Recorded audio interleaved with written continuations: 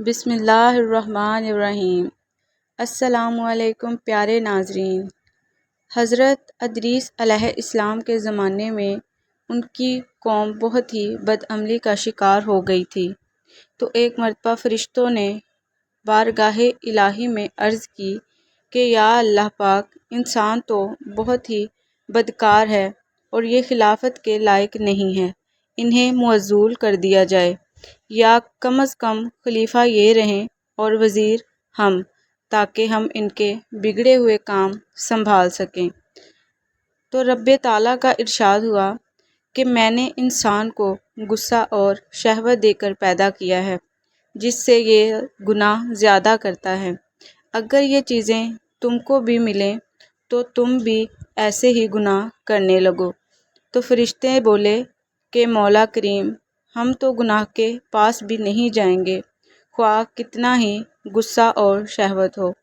حکم ربی ہوا کہ اچھا، تم اپنی جماعت میں سے اعلیٰ درجے کے پرہیزگار فرشتے چھانٹ لو، ان کو غصہ اور شہوت دے دیتے ہیں، پھر امتحان ہو جائے گا۔ چنانچہ ہاروت اور ماروت، جو بڑے ہی عبادت گزار فرشتے تھے، ان کو چن لیا گیا۔ تو حق تعالیٰ نے ان کو یہ چیزیں دے کر شہر بابل میں اتار دیا اور فرمایا کہ تم قاضی بن کر لوگوں کا فیصلہ کیا کرو، اور روزانہ اسم اعظم کے ذریعے شام کو آسمان پر آ جایا کرو۔ یہ دونوں 1 مہینے تک ایسے ہی آتے جاتے رہے۔ اتنے عرصے میں ان کے عدل و انصاف کا عام چرچا ہو گیا اور بہت مقدمے ان کے پاس آنے لگے۔ ایک بہت ہی حسین و جمیل عورت اپنا مقدمہ لے کر حاضر ہوئی، جس کا نام زہرہ تھا۔ وہ فارس کی رہنے والی تھی۔ وہ اپنے شوہر کا مقدمہ لے کر حاضر ہوئی تھی۔ اس عورت کو دیکھتے ہی ہاروت اور ماروت اس کے عاشق ہو گئے اور اس پر فدا ہو گئے، اور اپنے دل کے ہاتھوں مجبور ہوتے ہوئے اسے برے کام کی خواہش ظاہر کر دی۔ تو اس عورت نے کہا کہ تمہارا دین کچھ اور ہے اور میرا دین کچھ اور ہے، تم میرے خداؤں کی پوجا کرو تو میں تمہاری اور تم میرے، اور اگر تم میرے شوہر کو قتل کر دو تو ہمارے راستے کی ساری دیواریں ختم ہو جائیں۔ تو ہاروت اور ماروت نے یہ سن کر انکار کر دیا، لیکن ان کے دل میں اس کے عشق کی آگ بھڑکتی رہی، اور ایک مرتبہ انہوں نے اسے پیغام بھجوایا کہ ہم تمہارے گھر آنا چاہتے ہیں۔ تو اس نے یہ دعوت قبول کی اور ان کو اپنے گھر بلا لیا اور خود کو آراستہ کیا اور ان کے سامنے آ گئی، اور اس نے کہا کہ میرے بتوں کو سجدہ کرو، یا میرے شوہر کو قتل کر دو، یا شراب پی لو اور اسم اعظم مجھے بتا دو۔ تو انہوں نے کہا کہ ہم سجدہ کریں تو اللہ تعالیٰ کا شرک ہوگا، اور اگر ہم اسم اعظم بتائیں تو یہ بھی بہت ظلم کی بات ہے، اللہ تعالیٰ کا راز ہم فاش نہیں کر سکتے۔ ہاں، ہم شراب پی لیتے ہیں۔ تو انہوں نے شراب پی لی، اور شراب کے نشے میں ہی اس عورت نے ان سے تمام گناہ کروا لیے، بتوں کو سجدہ بھی کروا لیا، اپنے شوہر کو قتل بھی کروا لیا، اور اسم اعظم بھی معلوم کر لیا۔ اسم اعظم معلوم کرنے کے بعد وہ عورت روپ بدل کر آسمان پر پہنچی، تو اللہ تبارک تعالیٰ نے اس عورت کو زہرہ نامی ستارے میں تبدیل کر دیا۔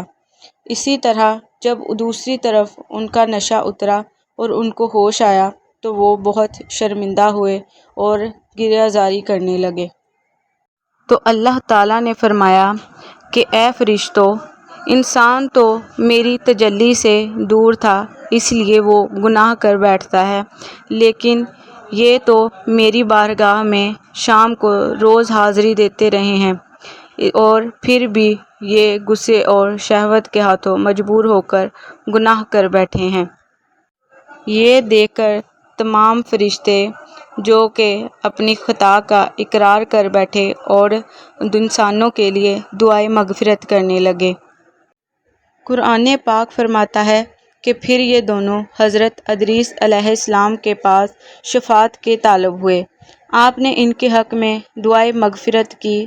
بہت روز کے بعد حکم الہی آیا کہ ان کو اختیار دیجیے کہ یہ یا تو دنیاوی عذاب قبول کر لیں یا آخرت کا۔ حضرت ادریس علیہ السلام نے انہیں حکم الہی سنایا۔ انہوں نے عرض کیا کہ یا نبی اللہ، دنیا کا عذاب فانی اور آخرت کا عذاب ابد اور آباد تک باقی رہنے والا ہے۔